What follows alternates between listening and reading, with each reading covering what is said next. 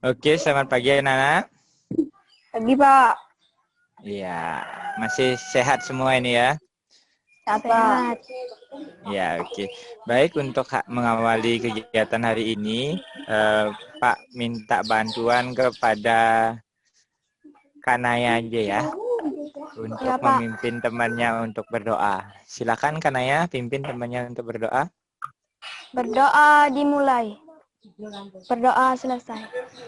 Ya, terima kasih Kanaya. Sama yang lain, Pak Harap juga sudah siap dengan pembelajaran hari ini ya.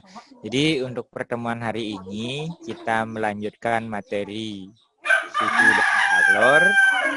Tepatnya itu fokus pada bagaimana hubungan antara kalor dengan perubahan suhu. Ya, nah sebelum kita lanjut ke materi, oke. Nah, masih ingat nggak kalian tentang suhu? Suhu itu apa? Masih ingat nggak? Masih.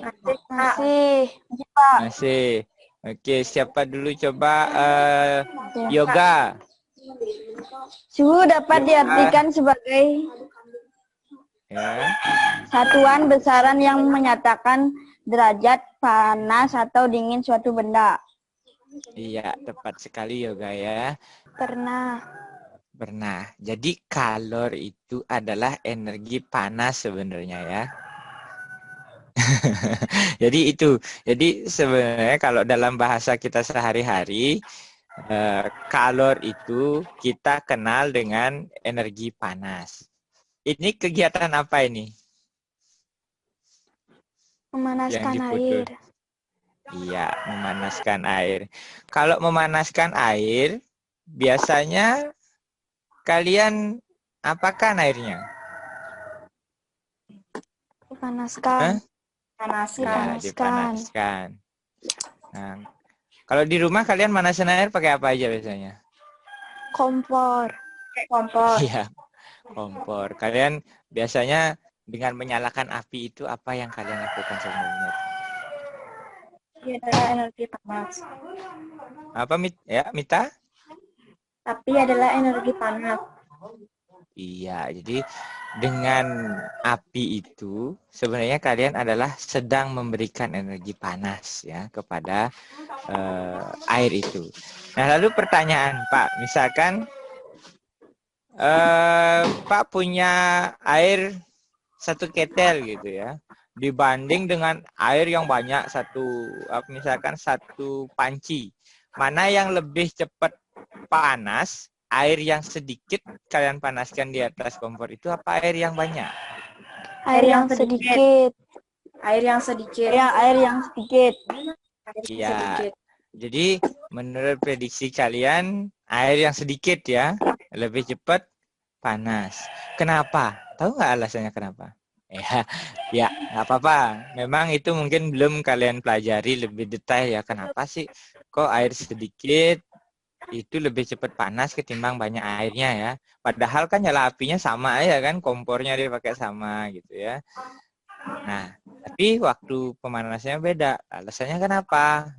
Jadi karena pada hari ini, ya ini yang akan menjadi tujuan pembelajarannya. Itu yang pertama, apa itu? Coba Mita bisa dibaca, Mita? Bisa. Mita, coba. Tujuannya menganalisis pengaruh kalor terhadap suhu, melaksanakan penyelidikan tentang pengaruh kalor terhadap perubahan suhu benda.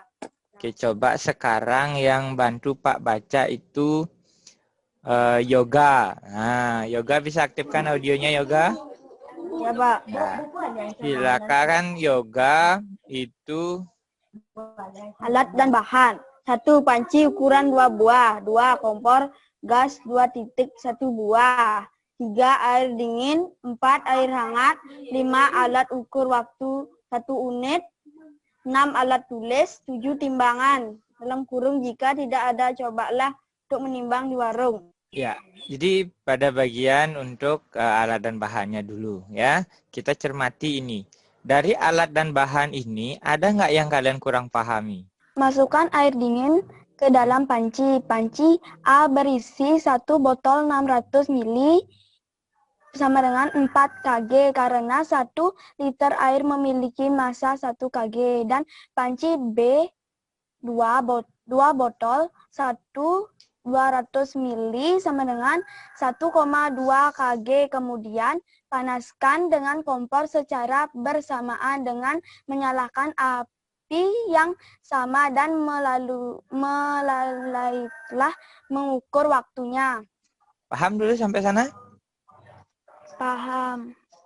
Paham, ya oke. Nah, berikutnya. Nah, ini baru kalian diskusikan dalam kelompok kalian pertanyaan-pertanyaan ini. Ya. Jadi sini ada 4, 5, 6, 7 pertanyaan. Ya, 7 pertanyaan yang mengarahkan kalian pada konsep tadi. Nah, dengan mengerjakan ini kalian bisa dah nanti menjawab, kenapa ya kalau menghangatkan air yang sedikit itu kok bisa lebih cepat gitu ya. Baik, selamat sore anak-anak. Sore, Pak. Terima kasih ya. Masih sehat. Sehat. Masih semangat ini. Sehat. Semangat ya. Ya, jadi untuk pertemuan sekarang, pertanyaan nomor 1 siapa? Saya, Pak. Mita, ya boleh, silakan.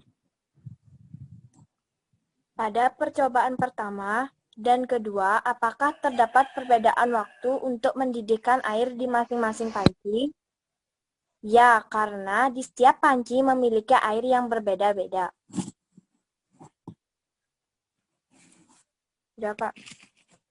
Oke, jadi jawaban kamu adalah waktunya berbeda. Ya, mungkin ada sedikit gangguan di tempat kalian. Oke, jadi ketika kalian memasak air, sebenarnya di sanalah kalian memberikan energi kalor ke air itu. Gitu ya.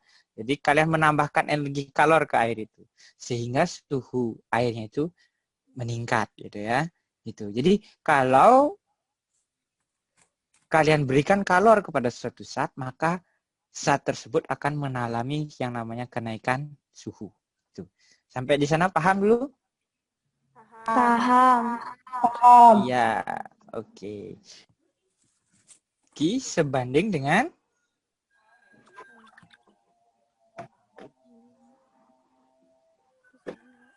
massa, ya. Jadi Q sebanding dengan massa itu. Jadi ini. Nah. Oke.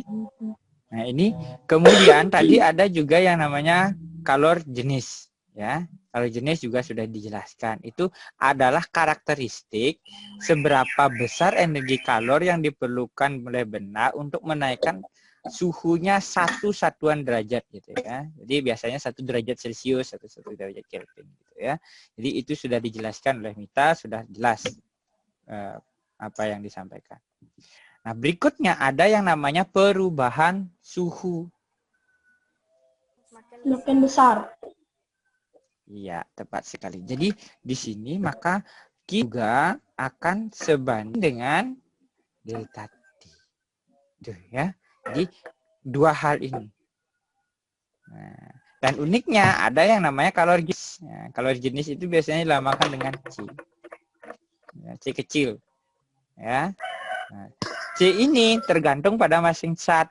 Beda-beda zat, beda-beda nilai kalor jenisnya. Air berbeda dengan minyak, berbeda dengan alkohol gitu ya.